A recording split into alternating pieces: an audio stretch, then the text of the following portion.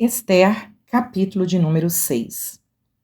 Que história maravilhosa, que história de milagre esse capítulo 6.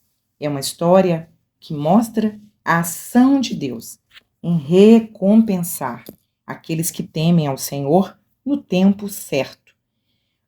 Antes desse segundo jantar, esse segundo banquete, naquela noite, o rei perdeu o sono, claro, Deus fez o rei perder o sono, e ele diz assim: traz uma história aí para eu ouvir. Eu quero ouvir alguma coisa para o sono chegar.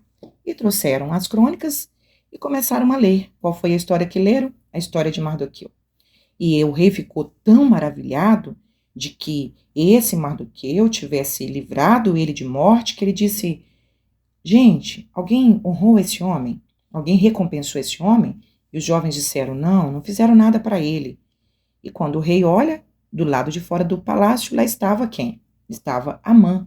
Ele disse: vem cá, Amã, o que é que eu devo fazer com uma pessoa que eu quero honrar? E Amã pensou: é claro que esse homem sou eu. Então ele pensa como ele gostaria de ser honrado. Qual a melhor forma que ele poderia ser exaltado na cidade aos olhos de todas as pessoas. Ele então dá o conselho para o rei. Ele disse: olha, eu acho que você deve colocar nesse homem uma veste real. Eu acho que você deve colocar também o cavalo que o rei costuma andar. Coloca nele também a coroa do rei. E dá uma volta com ele na cidade.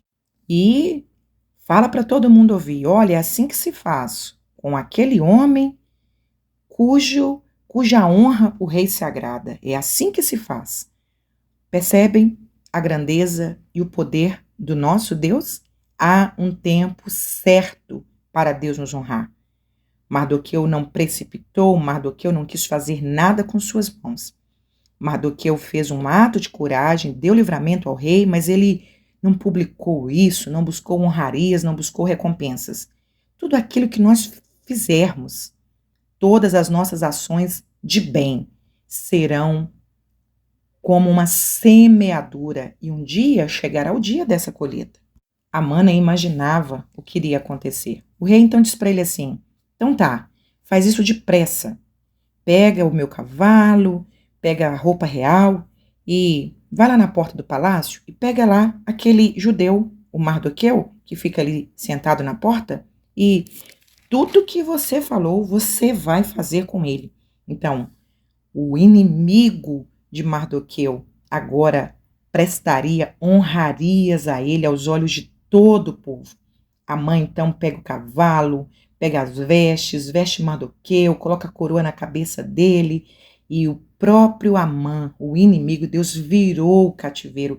Foi ele que saiu pelas ruas gritando: olha aí, pessoal, olha como é que se deve honrar uma pessoa que agrada o rei. E só que isso não envaideceu Mardoqueu, ele tinha uma causa, ainda tinha uma situação para resolver. Ele volta para casa e cobre sua cabeça, continua angustiado. E o Amã, quando chega em casa, conta para a esposa, conta para os amigos, assustado com o que tinha acontecido. Então eles disseram para ele: meu amigo, se esse Mardoqueu é só um homem, é só uma semente dos judeus, e você começou a cair hoje na presença de um judeu, olha, eu sinto muito, mas você não vai prevalecer contra os demais. Mas ele nem imaginava o que estava para acontecer. Esther, capítulo 7. Durante o segundo banquete, Esther sabiamente, com muita cautela, esperou o momento certo de agir. O rei perguntou para ela: e aí, minha rainha, o que é que você quer? Qual é o seu requerimento? Te dou até metade do meu reino. Ela então revela. Primeiro ela se revela a sua origem, o seu povo, e ela diz: pois é, eu e o meu povo estamos condenados à morte. E o rei pergunta: como assim? Quem é esta pessoa maligna que condenou você e o seu povo à morte? Então, verso de número 6. O homem, meu marido, o opressor, o inimigo, é esse seu assessor. É essa pessoa aí, é o Amã. E Amã ficou todo perturbado E o rei se levantou enfurecido e sai do banquete, vai para o jardim com a cabeça quente. Enquanto ele está lá fora pensando, desequilibrado, quando ele volta, Amã estava aos pés da rainha, implorando, pedindo para ela: por favor, me socorre, não me condene. E quando o rei voltou e viu Amã aos pés da sua esposa, ele interpretou como se Amã estivesse querendo abusar sexualmente da sua esposa, e isso aumentou o seu furor.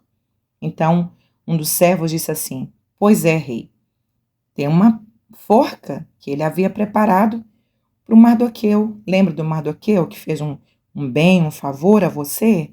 Tem uma forca lá preparada que o Amã tinha preparado. Ele disse assim: ah, é?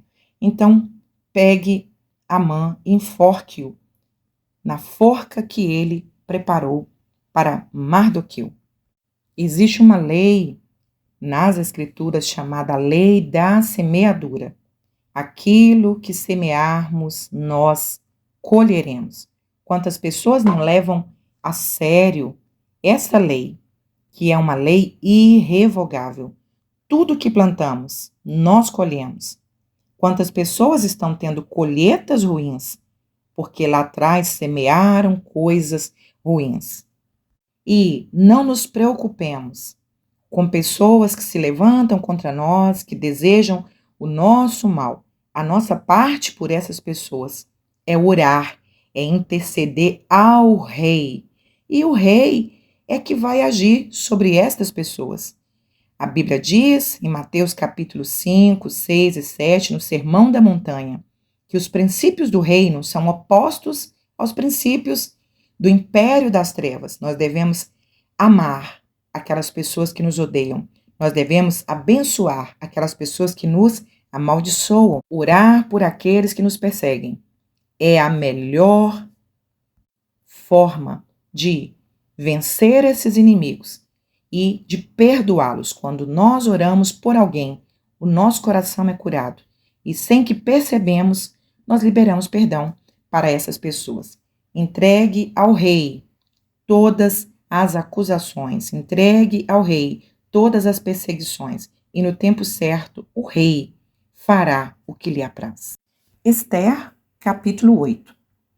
Como Amã foi enforcado, o rei precisava de alguém para o substituir. E quem foi esta pessoa? Mardoqueu. O rei escolheu Mardoqueu e deu para ele o poder da administração do reino. Esther, então, se lança aos pés do rei, verso de número 3, suplica, chora, para que ele revogasse aquele decreto de morte.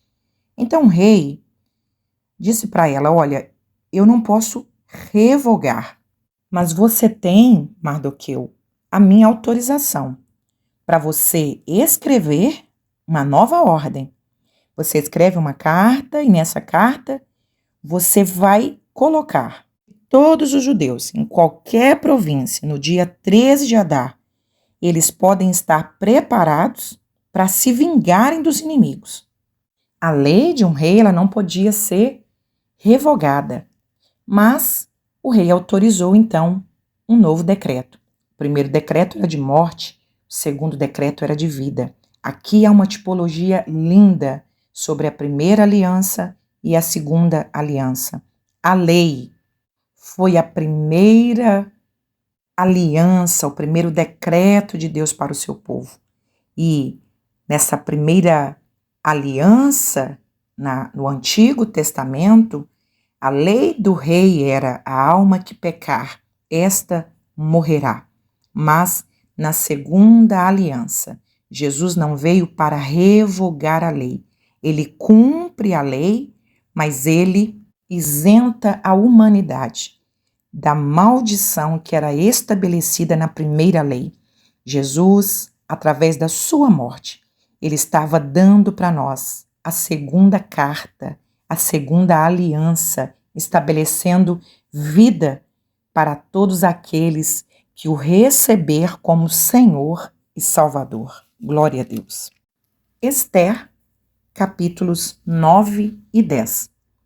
Chega então o dia da matança.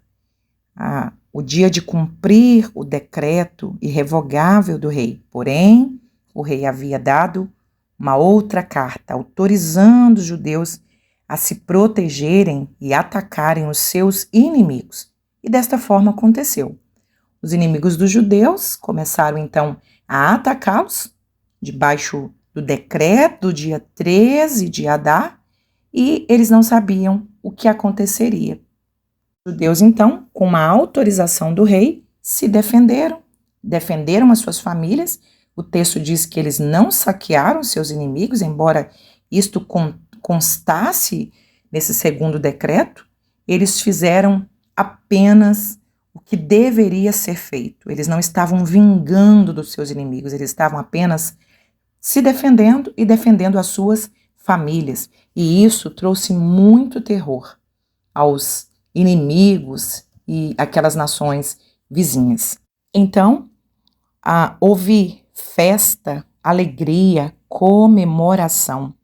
E desde então, o dia 13 de Adar seria um dia de muito luto, de muita morte, do extermínio do povo judeu, foi transformado num dia de vitória para o povo de Deus. Então ficou estabelecido que todo dia 14 do mês de Adar, o povo de Deus comemoraria esta vitória que o Senhor deu para o povo judeu, que é a festa de Purim. Para quê?